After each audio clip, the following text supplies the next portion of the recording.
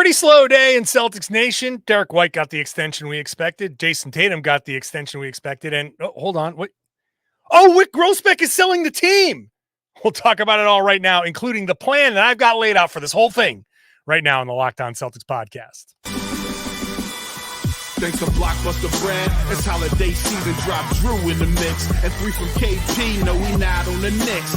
Flushing competition like Al on Giannis. Juice and Big Deuce, still B-Town's finest. Banner 18 going up in the rafters. Watch the C's game in locked on NASA. Karalis on the breakdown, clutch like a tip from D. White on the breakdown. John on the mic, documenting domination. Matter pen a back bay, it's all C's nation. Rain and Jace, how it started, raising business, how we finish. Locked on Celtics pod, home of the winners. Peace. Hey there, welcome back to the Locked On Celtics podcast, right here on the Locked On Podcast Network, where it's your team every day. I got you covered every Monday through Friday with a free, fresh podcast that drops directly to your device. So make sure you are subscribed everywhere you get your podcast. Watch the show on YouTube. Get into that comment section. Let me know what you're thinking. Lots of great conversations happening in the comment section on YouTube, so be part of that community. I'm John Karalis, used to play a long time ago, and I'm a beat writer covering the Celtics for Boston Sports Journal. I've also written the book Built Different, the commemorative book celebrating the Celtics championship run, available in stores now on triumphbooks.com/CelticsWin. Use the code Celtics24 for 25% off there. Today's show will cover, first of all, today's show is brought to you by FanDuel. Make every moment more. FanDuel is hooking up all customers this summer with a boost or a bonus daily. So there's something for everyone every day, all summer long. Visit FanDuel.com/lockedon to get started. We're going to spend the second and third segments of this show talking about the ownership stuff. We're going to start with the easy stuff, the extension stuff, because that stuff is important too. And we're going to do it with Tom Westerholm, who I've been told in the YouTube comments looks like he is ready to become a state trooper. I think it's that glorious mustache you have. I'm telling you, the mustache you have is the model for all animated mustaches. You got nice separation down the middle, big, thick caterpillars on each side of your lip. I mean, if you're drawing a cartoon mustache, that's exactly the model. They look at your picture and they put that on the cartoon character. It's perfect. Let's keep going. I don't need to talk about Tatum or White extensions. Let's keep complimenting my mustache. It's glorious. Yes. No, this is great. Yeah, this is good. No, I'm here. I'm here to pull over anybody with bad basketball takes. That's right. Yeah. So, this can't be like giving you a ticket. Number one bad basketball take I saw was that the Jayson Tatum extension was a bad signing. So that person's already getting pulled over. Who said that? This is very simple, right? What is there to discuss? Jayson Tatum, richest contract of all time. It's a 5-year deal, $315 million. We all knew it was coming. Anything to say about it, Tom?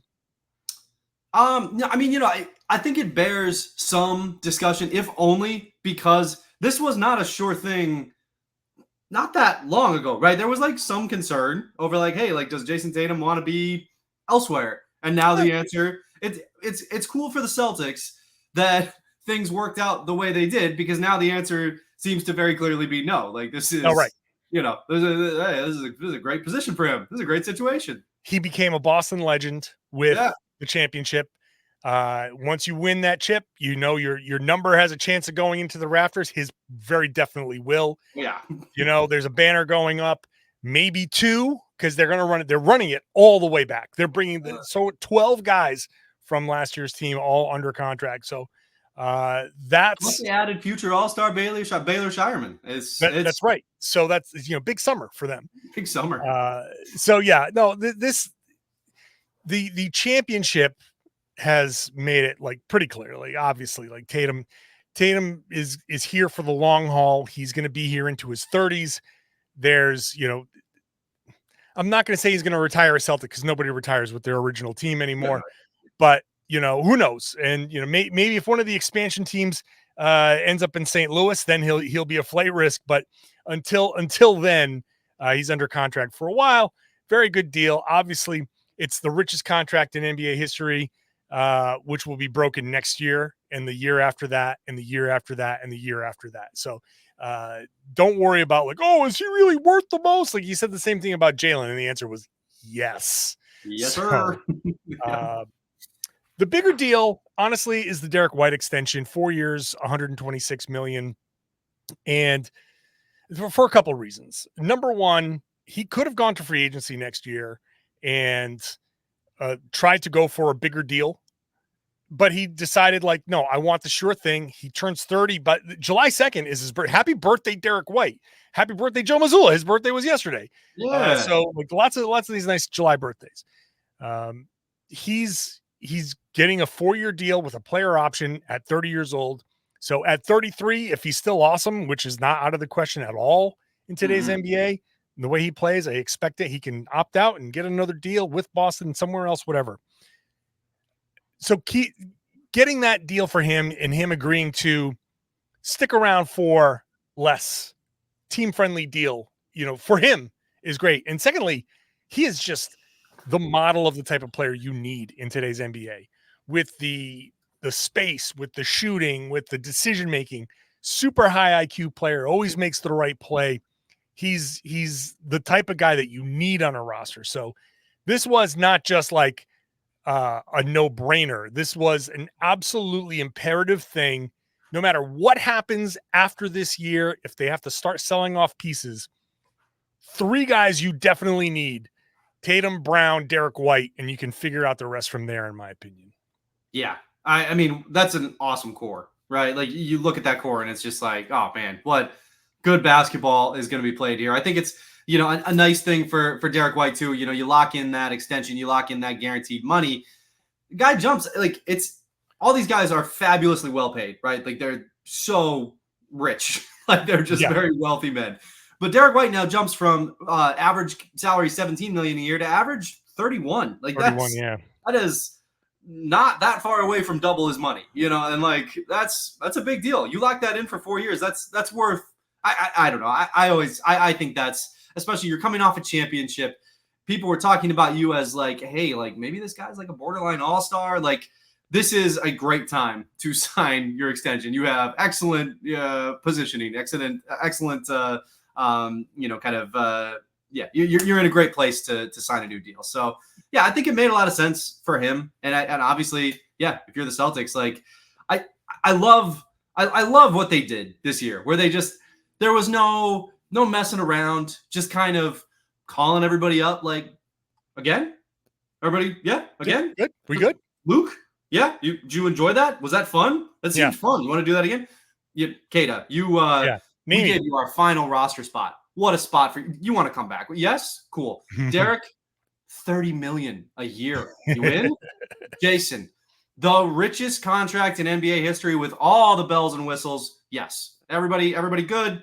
Bringing the whole team back. Ocean's 11 has reassembled itself. Like, you SOB, I'm in. Like, they're, everybody's back. Yes, I agree. They've been talked about as the team that is built to withstand the second apron at least a little bit. Now, what at least a little bit means is they're not breaking up the team right away, like the Clippers, like the Warriors. The Warriors traded away Klay Thompson. Now, Klay Thompson was not great last year, but he wasn't terrible. And considering his history with the team, they got 2 second-round picks for Klay Thompson. That is unbelievable, because they couldn't take back any salary.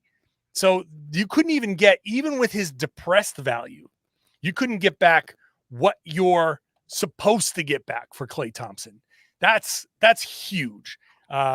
So as other teams are making these tough decisions, the Celtics are just like, we just won, and one more rodeo. Now, after that, the 25-26 Celtics will be, if this continues, if they win a championship and everybody drunkenly says, one more round, that will be a $450 million team with salary and taxes, the most expensive team ever assembled.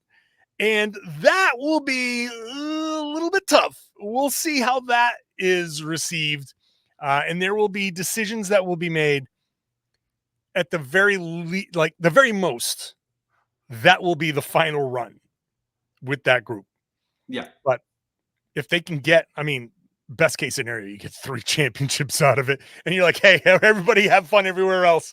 It's like Ocean's 11, like you said, and everybody's staring at the Bellagio fountain. They're like, all right, I'm going to go this way. I'm going to go that way. One last ride, and we're good. This is the thing with that. If you're a Celtics fan, I mean, just I wrote about this for Boston.com today, but just enjoy this, man, because these are the good times, right? Yeah. These are the times that it's like you get to just enjoy this because like this is a championship team. This type, and this, this situation doesn't last forever, but you don't have to think of it that way. Like you can absolutely see the end of this team if you squint, but why bother squinting? Yeah. You just got to enjoy it because this is a special team. It's not going to last forever, and you just got to enjoy it while it's here. Enjoy what you have while you have it, including Wyc Grousbeck as the owner. Hey. Yeah, but the announcement, very interesting wording. Very interesting statement from Steve Pagliuca. Very few words, but a lot of interesting ones. A lot of interesting. The words that they used were very interesting indeed. And I think I have figured out the timeline, why it's 4 years. I think I figured it all out. That's all coming up next. Today's show is brought to you by FanDuel. It's America's #1 sports book. Even through these, summer where, hey, sports are starting to slow down a little bit. There's still baseball. There's still WNBA. In fact, I watched Caitlin Clark have a really good game against the Phoenix Mercury, the Connecticut Sun. As soon as I'm done recording this podcast, I'm going to flip on Sun and Mercury, and I'm going to see if they can cash in on the 1.5 point favorites that they were on FanDuel. So go check it out. FanDuel this summer is giving all customers a boost or a bonus daily. That's right. Something for everybody every day, all summer long. Head on over to FanDuel.com/lockedon. FanDuel.com/lockedon. Start making the most of your summer. Use their tools for your budgeting, set your limits, make sure you're gambling responsibly so you can have fun at FanDuel. It's America's #1 sportsbook and the official sports betting partner of Major League Baseball. Thank you for making Locked On Celtics your first listen today. Go check out Locked On NBA. I'll be on there for the Wednesday show with Jake Madison of Locked On Pelicans, breaking down the latest free agency news. There's all kinds of stuff happening and all sorts of interesting offshoots with the second apron and blah, blah, blah. It's going to be a lot of fun talking about that, breaking it all down. So check me out there on Wednesdays, but rotating hosts all week long. Now let's get back into the conversation here with Tom Westerholm. I keep forgetting this damn NBA belt championship graphic on YouTube. All right. The Celtics dropped a bomb on Monday by announcing that Wyc Grousbeck, the controlling family of the ownership group, quote, after considerable thought and internal discussion, has decided to sell the team for estate and family planning considerations. So the controlling family of the ownership group is the Grousbecks, Wyc, who we know, and his father, Irv, who we never see because he's 90. He turns 90 this month. And so let's start. First of all, initial reaction when you heard this, like, what? Yeah. So my very first, if people follow me on Twitter, they might have seen that I John Karalis, and I mean this, not 1 minute before this announcement came out, literally not 1 minute before this announcement came out, I was busy tweeting. I'm not someone who usually gives really wealthy people a lot of props, but this ownership group is kind of backing up what they said about spending on this team. And as I hit tweet, Adrian Wojnarowski tweeted, the Celtics are selling the team. So the Boston basketball partners are selling the team. So, that was my initial reaction. I guess, I think it's just kind of from like a bird's eye view, right? You look at how much they spent on this team, right? $360 million back in 2002 and what it's valued at now. And it's wild to see how teams have spiked in value. I think you can look at this somewhat cynically and see all of the all of the money that Wyc and the ownership group have approved for their free agents, and you can kind of chuckle a little bit at their decision to immediately sell the team. Be like, oh yeah, Jayson, come on in. Yeah, here's some money. Yeah. Derrick, you want some money? Absolutely, my man. Yeah, here you go. Everyone. By the way, I'm out. Yeah. I enjoy that aspect of it quite a bit, but I personally, I'm ready to hear your theory. I'm ready to hear what you have laid out here. So, I don't think this is. Oh, okay. We can get $5 billion for this. We paid $360 million. That's a 1,400% return on investment. So let's just cash in. Peace. You guys figure out the luxury tax. Side note, if anybody can do that with my money, get in my DMs. Yeah. Please. Yes. Oh, trust me. It's already, I've been getting lots of tweets for people who think they can do that with my money. Yeah. It's blocking those. Anyway. So the terminology has decided to sell the team for estate and family planning considerations. I've never heard that before. I've never heard that before. This is a very windy, Brian Windhorst. Why would they do that? Why would they say that? And that it's specifically in there for a reason. Are you trying to get me? There we go. Fireworks on the YouTube page. The reasoning is clearly okay. Something. Wyc Grousbeck turns 90. Okay, Wyc is 61 or 62 or 60, somewhere in these early 60s. It feels less that like they're cashing in and more that they're liquidating an asset to figure out tax things, right? Irv is getting his ducks in a row. The Grousbeck family is getting their ducks in a row. They're the controlling owners. They're the controlling family, and they're the ones who have decided for this specific reason. So it feels like we're getting our ducks in a row. We're getting all of our money together, and we're kind of like figuring it out from there. Rather than selling shares of something, they're getting their money and they're planning and whatever. So that's step one. Step two is the rest of the statement, where they say the managing board of the ownership group expects to sell a majority interest in 2024 or early 2025, with the balance closing in 2028, and expects Wyc Grousbeck to remain as the governor of the team until the second closing in 2028. So if Tom Westerholm says, I got $5 billion, I want to come in and buy this from you, Wyc. Somebody got in my Twitter DMs and made me $5 billion. Boom. Boom. And you say, okay, Wyc, I got your $5 billion. Here you go. Why would you keep Wyc Grousbeck until 2028? You're the governor now. Yeah. Look at me. I'm the governor now. So that tells me they've got a plan in place already, right? They know that they're going to sell this in 2024 or early 2025. They know that it's going to take 4 years. Yeah, that early 2025 is very specific. It's like, we know for a fact that this will not take longer than, say, 7 months. We know. Right. And they know that Wyc is staying on until 2028. The second closing is 2028. So they know already that it's going to be a 4-year process. Yeah. So that tells me they got a plan.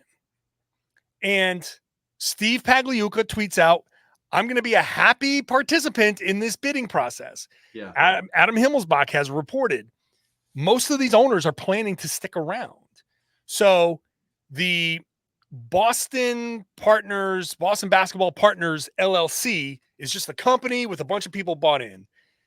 The other LLC can be a company with a lot of those same people bought in, right? So one company selling to another company, it doesn't matter who's in this company and who's in the other company. It could be all but 2 people buying from that other company. That's how people create LLCs all the time to do that kind of stuff. Over the next 4 years, I'll lay this out. We'll take a quick second. We'll get your reaction. Over the next 4 years, 3 things are going to happen. Number one, a couple of deep playoff runs at the very least, right? At least 1, maybe 2. They're going to be good for just a little while. So they're going to bring in money. Number 2, new TV deal is going to bring an influx of money in, right? Number 3, very important, expansion. 2 teams are going to be added to the NBA, bringing in at least $3 to $4 billion in fees each. So $6 to $8 billion is going to be given to the league, dispersed amongst the 30 teams, which brings in almost $300 million per team. The new ownership group can say, all right, Wyc, we're going to divert this money from the TV deal, this much money from the TV deal your way.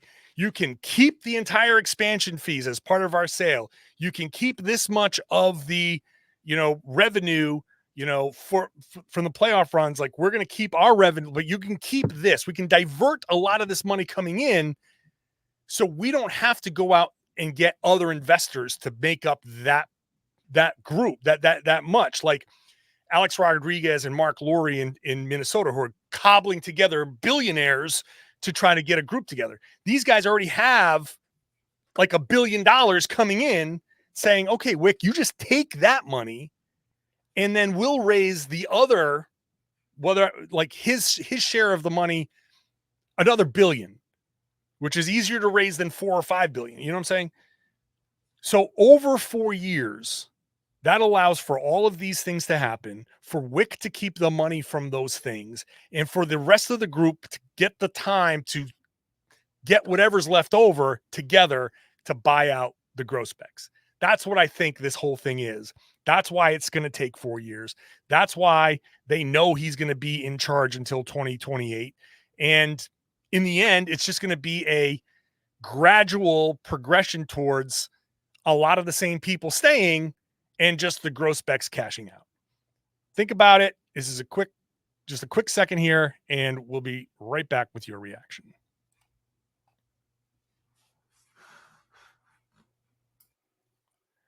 All right, Tom. That was it. That was all. You know. What do you think of that whole thing?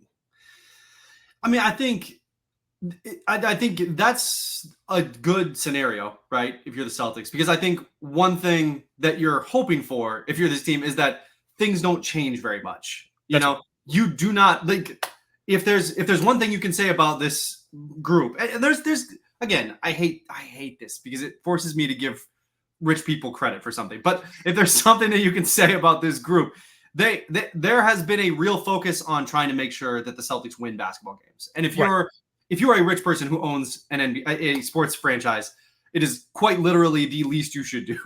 Can I interrupt you for a second? Because this is a key part of what I'm talking about here. Yes. If you're selling a team to another group, you don't sell it when it's at its most expensive. You tend to sell it when it's at its cheapest. And there's a tendency to be like, well, we're going to be the good guys and we're going to sell it to this other group, and they're going to be the bad guys who have to tear this thing apart. And I did tweet something to that effect out. And then afterwards, I'm like, you know what? That doesn't make any sense. Yeah. Because who wants to come in if John and Tom, if the Underscore Boys LLC comes in with all of our Twitter DM money and they're like, yay, we're the new owners of the Celtics. We'd like to announce that we're trading Jaylen Brown. We're trading, Jayson Tatum. We're completely rebuilding, and people are going to be like, boo, Underscore Boys. I mean, there's a ownership group in the city of Boston that has made quite a few enemies by doing something not dissimilar to coming in and saying, yeah, we're going to trade Jaylen Brown and Jayson Tatum. That said, I think you're right. And I think that what you're laying out would be a good scenario, because this group has made it clear that they are trying to win games. They are trying to build as good a team as possible. This is not just there's franchises out there where it's like, man, you are just, I don't feel like you're making, I feel like you're using this as money, not as, kind of the fun vehicle for, to be popular in the city. You know what I mean? That like a lot of, like the Denver Nuggets, by the way, who keep letting key role players go during Nikola Jokic's prime. That might be somebody that I would say fits your. Yeah, or like the Bulls, who like there's like lots of teams where you're just like including some legacy teams like the Chicago Bulls. But yeah, like there's plenty of examples like that, and that's not what this ownership group has been. And if you can keep as many of those people invested in it in this project as possible. I think that's a good thing. I think it's not dissimilar in some ways. I think certainly to a less frenzied degree, but it's not dissimilar to having your assistant GM or whatever his technical word for word role is, be one of the biggest Celtics fans of all time in Mike Zarin, right? Where it's like this is a man who is really smart and knows a lot of things, and also is partly very dedicated to this team because he loves them so much and has loved them for so long. I think that's one of the nice things about this arrangement, is that there's a lot of people who are very invested in the Boston Celtics. That's right. If you're a fan, you would kind of like it to stay that way if possible. Yeah. It was always funny to me when Zarin early in his time here was announced, like the Philadelphia 76ers are interested in interviewing Mike Zarin for their open president of basketball operations role. Like, are you kidding me? This dude is wearing his Celtics starter jacket that he bought as a child, like as a teenager, that he still fits in. Salute, by the way. What's that? I said salute for that. Oh, absolutely. Absolutely. So it's always fun, but you're right. Like, there's no more invested person than Mike Zarin, and who is like brilliant, just brilliant. He's so smart at what he does. Which was always the reason I never wanted to give those I never wanted to give those rumors like, oh, this is definitely not going to happen. Because it's like, if Mike Zarin took over a team, I think he'd do really well. Be great. But it was also just kind of like, nah, I don't think so, man. Yeah. It doesn't seem right. Anyway, I feel like he likes what he does and likes not having to be the one in charge. Like, here's how we do this. Probably makes a really nice living and all of that stuff. Anyways, that's a complete side note. I do agree with you. I think some continuity here, and not having this be a group of, I don't know, like the Jeff Bezos coming in and being like, ooh, I get to buy a sportsy team, and like coming in and being an absentee owner. You don't want that. And frankly, with valuations as big as they are, that's kind of the only team owner you have left, unless you start allowing these sovereign funds from like Saudi Arabia to start buying in. And you kind of, I'll tell you, if you want to run up your lead against the Lakers, look no further than Manchester City winning year after year after year in the Premier League. Yeah. On the other hand, that's fraught with many things. Yeah. So many things. You don't. But yes, but to say they'd be like, oh, that's cute, $450 million. That's a team. Okay, that's great. Well, can we add more? Yeah. What else? What else do we need to do? You guys. Is this LeBron James fellow still playing in the NBA? Can we get him? Oh man, so you don't want to go down those roads, because once you do, then first of all, it becomes generic. And the beauty of the Celtics ownership is that, like you said, it is, Wyc's from Worcester, like these guys grew up. So keeping that continuity would be important. And the fact that they can announce this deal, they can have it in paper, they can get their whatever estates in order and all of that stuff. And then you still, like, how often do you say, hey, I'm selling my stake in the team, I'll still be around for 4 more years? Like, that doesn't happen. And it definitely doesn't happen if you're going to be selling this team to an outside entity. That's why I'm convinced that, and look, it started with, like I said, Adam Himmelsbach reported that those guys wanted to stick around. I'm convinced that they are going to stick around. This plan is way too specific for it to be anything else for me. They're not selling to Donnie Wahlberg and his group of investors, right? Or, as I wrote on Boston Sports Journal, New Kids on the Block LLC. Like, it's just not. You're not bringing in an outside group and saying Wyc's going to stay on for 4 more years. There's a plan in place. He's willing to help you finance. They're putting the team on layaway. Like, that's just a pay over time. Like, it's like when you buy a car, we're going to run it through some financing and I'm cool with it. I'm going to stick around and still be in charge until that final check comes in. And then I'll give you the title to the team and then I'm out. And all I want is front row seats for the rest of my life. Like, that's probably the deal. So What a deal. It's a great deal. My goodness.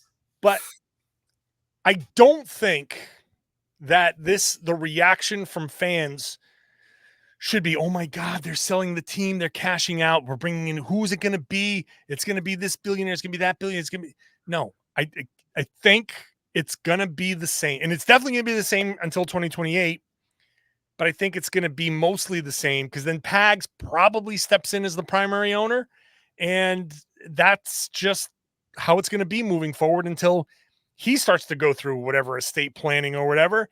And, that's going to be, another 10 years down the line. So I wouldn't go crazy.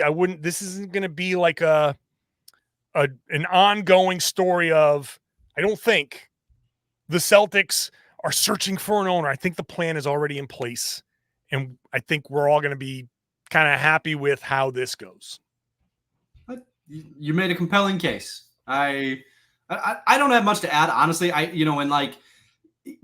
think because when you look at the valuation of the team and you start to go through like $5 billion, that is so many billions of dollars. And you start to run through the possibilities, and it's I mean, it's not as long a list as you might think. So yeah, I think a plan like that makes sense, especially like you said, having, I mean, the very cryptically, I word counter.io'd it 90-word statement, right? Like that's just like, they just like, here you go, here's this information, here's this, but a lot contained in there. I think your scenario makes some sense for sure. Yeah, I mean, thank you, I appreciate that. And these guys could probably borrow against the value of the team to buy the team. Like they can, who knows? They used to be like, yeah, we're gonna refinance or whatever. Let me pull $1 billion of equity out of this, give it to Wyc, and be like, okay, and then you're just using the revenue to pay your whatever. Like I think it's actually going to be pretty easy to sell this team, as opposed to Alex Rodriguez and Mark Lowry, who are just going through hoops and hoops and hoops, and what a mess in Minnesota. Anyway, yeah, that's brutal. Celtics, not a mess. No. The champions. Yep. Ownership continuity, which I expect. And we're running it back. We're getting the band back together. And even though we're at 32 minutes, it's also, real quick, one other thing about the Tatum and White extension. It's also wild that they now have the opportunity to build or tear apart in the way that they want to. It's like everybody's extended for a long period of time. So if you decide, down the line, like let's say one of your highly paid guys, you got, love you, you've done so much for this franchise, got to unload. Yeah, you can get some value for that now. That isn't 2 second-round picks. Like you're not going to be in that situation. So yeah. So when you're looking at an ownership group and an opportunity to to have this team, it's also not like that there's a 3-year window and then nothing after that. Like any incoming owner can also look at that value as well. Like, hey, we have a guy in place here, Brad Stevens, who knows exactly what he's doing, who knows exactly how to build a team for the short term and probably at very least for the medium term, if not the long term. It's a good setup all around. Well, this is a good setup all around too. I think score boys. Yeah. Tom Westerholm, always appreciate you, my friend. Appreciate you, man. And I always appreciate you, the listener, the watcher, the viewer, the consumer. I always love having you around because you're the best. And I want to thank you for subscribing. If you're new to the show, you like what I've said, you like what Tom said, you like how we do this show, subscribe, get onto that YouTube page, ring the bell there, get notified when I drop new videos, get into that comment section. Let me know what you think of my plan, what I think is going to happen with the ownership group. Tell me your opinion. And then I would love it if you shared the podcast. Tell everybody they should be listening to and watching the Locked On Celtics podcast right here on the Locked On Podcast Network. It's your team every day.